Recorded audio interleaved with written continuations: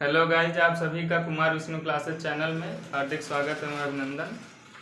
तो दोस्तों, आज हम लोग जो है वैदिक काल के अंतर्गत वेदों के अंतर्गत ऋग्वेद, यजुर्वेद, सामवेद, अथर्ववेद 4 वेद होते हैं, जिनमें से हमने ऋग्वेद की बात कर लिया। तो आज यजुर्वेद के बारे में जानेंगे। यजुर्वेद, तो देखिए यजुर्वेद जो है या से यजुर्वेद होता है और या से यज्ञ होता है। तो इसमें जो है यज्ञ संबंधी यज्ञ यजुर्वेद। तो यजुर्वेद में है क्या, मुख्यतः यज्ञ से संबंधित विधान है कि कितने यज्ञ होते हैं, कौन यज्ञ करने से क्या लाभ होता है, इन सभी चीज़ों के बारे में। तो क्या हम यह सकते हैं कि इसमें जो है वैदिक कर्मकांडों का उल्लेख है, वैदिक कर्मकांडों का उल्लेख हमें मिलता। किसमें मिलता? यजुर्वेद में।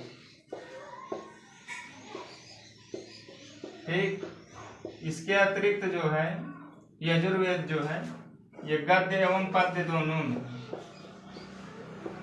गद्य एवं पद्य दोनों में। ठीक, यजुर्वेद जो है 2 प्रकार में बटा है, 2 भागों में विभाजित है। तो यजुर्वेद के जो 2 भाग हैं, 2 भाग में विभाजित है। पहला जो है शुक्ल यजुर्वेद, दूसरा कृष्ण यजुर्वेद। दूसरा कृष्ण यजुर्वेद।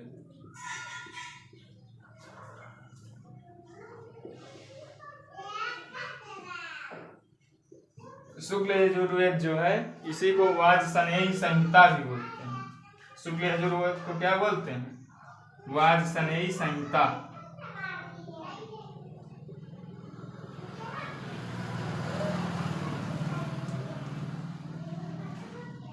वाजसनेयी संहिता।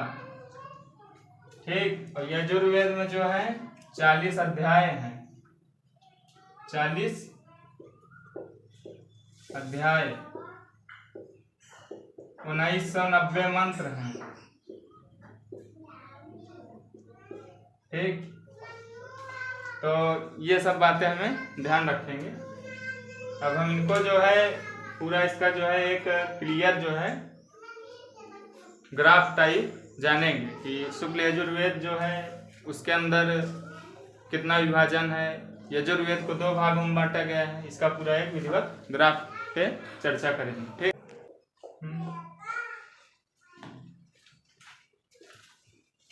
देखिए यजुर्वेद जो है इसका एक ग्राफ हम समझेंगे। ठीक, तो देखिए सबसे पहले हम यह जान लें कि यजुर्वेद जो है इस शब्द की उत्पत्ति जो है यजुस् शब्द से हुई है। यजुस् शब्द जो है संस्कृत भाषा का शब्द है, इसका अर्थ जो है यज्ञ होता है। ठीक, और अगर पुरोहित की बात करें तो देखिए हमने जब वेदों के बारे में बताया था तो हमने यह बताया था कि प्रत्येक वेद का प्रत्येक पाठकर्ता होता था, उसे एक अलग नाम से संबोधित किया जाता था। तो जैसे जो ऋग्वेद का पाठकर्ता होता था उसको होत्र या होता बोलते थे, उसी प्रकार से यजुर्वेद का जो पाठकर्ता होता था उसे अध्वर्यो बोलते थे, और सामवेद को उद्गाता बोलते थे। और ऋग्वेद का जो पाठकर्ता होता था उसे होत्र या होता बोलते थे। यजुर्वेद का जो पाठकर्ता होता था, पुरोहित, पाठकर्ता, ऋत्विक, एक ही बात है, उसे अध्वर्यो बोलते हैं। और सामवेद का उद्गाता और अथर्ववेद का ब्रह्म। यजुर्वेद का जो पुरोहित है अध्वर्यो। ठीक, आगे हम जानते हैं। तो यजुर्वेद के 2 भाग हुए, पहला शुक्ल यजुर्वेद, दूसरा कृष्ण यजुर्वेद। तो शुक्ल यजुर्वेद और कृष्ण यजुर्वेद। तो शुक्ल यजुर्वेद की शाखाएं, तो देखिए इसकी 2 शाखाएं हमें मिलती हैं जो कि प्रमुख हैं। 2 शाखाएं, पहला जो है ताड़, दूसरा माध्यनंदिन। कहीं कहीं जैसे आपको माध्यनंदिन पहले मिल जाएगा, तो इससे कंफ्यूज मत होइएगा। बस हमें इतना ध्यान में रखना है कि शुक्ल यजुर्वेद की 2 शाखाएं हैं, काण्व और माध्यनंदिन। कृष्ण यजुर्वेद की 4 शाखाएं, ठीक। तैत्तिरीय, काठक, मैत्रायणी, कपिस्थल।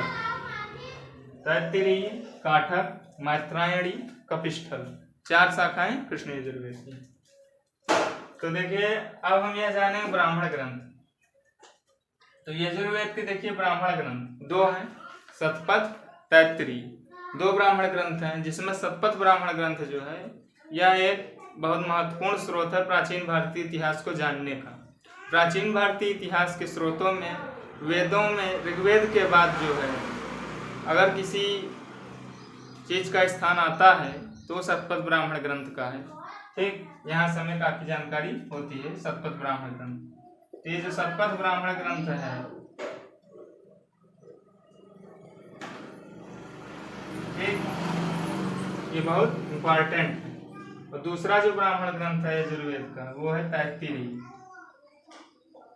शतपथ ब्राह्मण ग्रंथ में देखिए क्या क्या मिलता है। तो सबसे प्राचीन तथा सबसे बड़ा ब्राह्मण ग्रंथ है। विदेह माधव की कथा इसमें मिलती है, और जल प्लावन की कथा मिलती है। पुरुरवा और उर्वशी का संवाद मिलता है।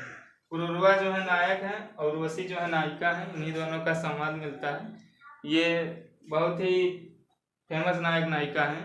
जयशंकर प्रसाद हिंदी साहित्य के जो हैं विद्वान कवि जो हैं, उन्होंने पुरुरवा और उर्वशी से संबंधित उन्होंने भी लिखा है। तो पुरुरवा जो है नायक है, उर्वशी नायिका है। उर्वशी जो है स्वर्ग की अप्सरा है और पुरुरवा जो है धरती का राजा है, जो कि काफी वीर एवं सुंदर युवक है। और उर्वशी तो अप्सरा है, तो सुंदर नायिका है। तो उसकी हमें जो है संवाद इसमें मिलता है। स्त्री को अर्धांगिनी कहा गया है। यह शतपथ ब्राह्मण ग्रंथ में ही स्त्री को अर्धांगिनी कहा गया है। मतलब स्त्री जो है पुरुष का अर्धांग है, मतलब स्त्री के बिना पुरुष कुछ नहीं। तो ये जो हमें जानकारी मिलती है ब्राह्मण ग्रंथ में मिलती है।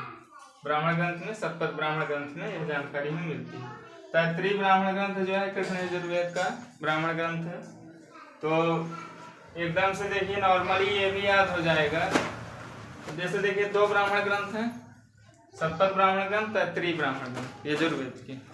तो शतपथ, तो देखिए यजुर्वेद 2 भागों में विभाजित हुआ, शुक्ल यजुर्वेद, कृष्ण यजुर्वेद। तो देखिए शुक्ल यजुर्वेद, ठीक, ध्यान दीजिएगा, शुक्ल यजुर्वेद इसका ब्राह्मण ग्रंथ शतपथ है। तो ये सा यहाँ भी शामिल रहा, ध्यान रखेंगे शुक्ल शतपथ में। और कृष्ण यजुर्वेद का तैत्तिरीय ब्राह्मण ग्रंथ, ठीक। अब हम इसके आगे जो है जानेंगे।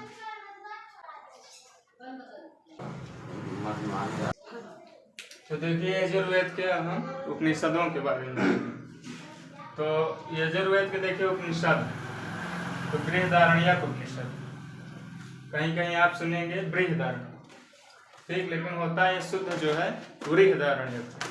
तो बृहदारण्यक उपनिषद जो है, इसमें हमें गार्गी याज्ञवल्क्य ऋषि का संवाद मिलता है। याज्ञवल्क्य ऋषि जो थे उनका संवाद मिलता है। और गार्गी जो हैं ये जो है विदुषी महिला थी, मतलब विद्वान महिला, ठीक। कठोपनिषद, दूसरा उपनिषद कठोपनिषद। तो कठोपनिषद में जो है हमें है यम और नचिकेता का संवाद मिलता है। यम जो है मृत्यु के देवता यमराज हैं, और नचिकेता जो है एक बालक है, तो उन्हीं का ये जो है संवाद है, ठीक। और ओंग शब्द की महत्ता, ठीक, ओंग शब्द की महत्ता का वर्णन है इसमें कठोपनिषद में। और इसमें आत्मा वगैरह के बारे में वर्णन किया गया, आत्मा परमात्मा संबंधी बातें वर्णित है कठोपनिषद में। देखिए उपनिषद वैसे भी जो है दार्शनिक सिद्धांतों पर आधारित है, तो उन सभी चीज़ों की बातें इन सभी में होती हैं। अब जैसे जो तैत्तिरीय उपनिषद है, इसमें देखिए क्या है। तो तैत्तिरीय उपनिषद में जो है अधिक अन्न उपजाओ, ये सब सूक्तियाँ उसमें की हैं। इसको हमने हिंदी में करके लिख दिया है। अधिक अन्न उपजाओ, सदा सत्य बोलो, सर्वदा सत्यम ब्रूयात, अतिथि देवो भव, अतिथि देवो भव, अतिथि जो है देवता के समान होता है। तो ये सब जो है जो हमारे भारतीय संस्कृति का मूल आधार है कहा जाए, तो इन सब का वर्णन हमें तैत्तिरीय उपनिषद में ही मिलता है। और अतिथि शब्द का अर्थ तो आप लोगों को पता ही होगा, आतिथ्य जिसका कोई तिथि ना हो, ठीक, चाहे जब आ जाए। श्वेताश्वर उपनिषद, देखिए जो श्वेताश्वर उपनिषद है इसमें नवधा भक्ति का वर्णन हमें मिलता है, ठीक। और ईशोपनिषद, इसकी अभी हम बात करेंगे। तो इधर जगह नहीं बचा था तो हमने इधर बता दिया ईशोपनिषद के बारे में। देखिए ईशोपनिषद में क्या है, निष्काम कर्म का वर्णन किया गया।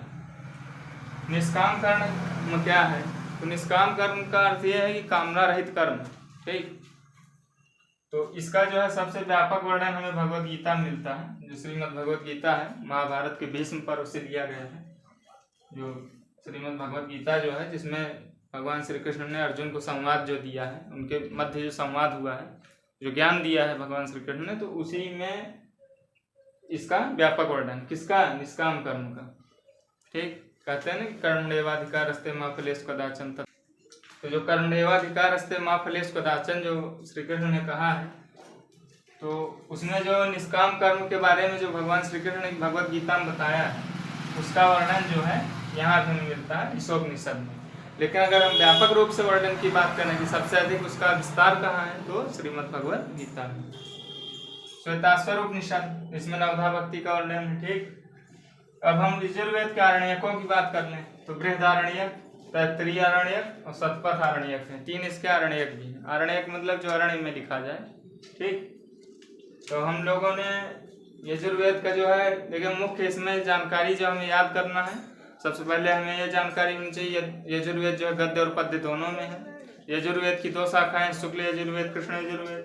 फिर हमें यह ध्यान रखना है शुक्ल यजुर्वेद में 2 शाखाएं हैं, ठीक। और कृष्ण यजुर्वेद में 4 शाखाएं हैं। और फिर उसके बाद जो है हमें उपनिषदों पर ध्यान देना है।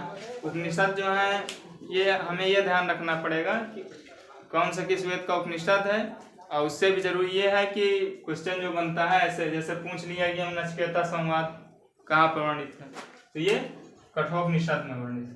क्वेश्चन बन गया कठोपनिषद कहाँ से दिया गया, उसमें 4 ऑप्शन दे दिए, ऋग्वेद दे दिया, अथर्ववेद दे दिया, सामवेद दे दिया, ठीक। और दे दिया यजुर्वेद।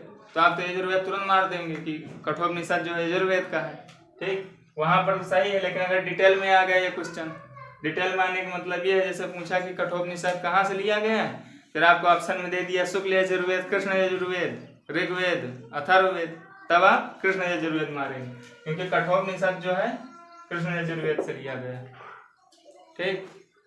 तो इन सभी चीज़ों के बारे में हम लोग जान लिए।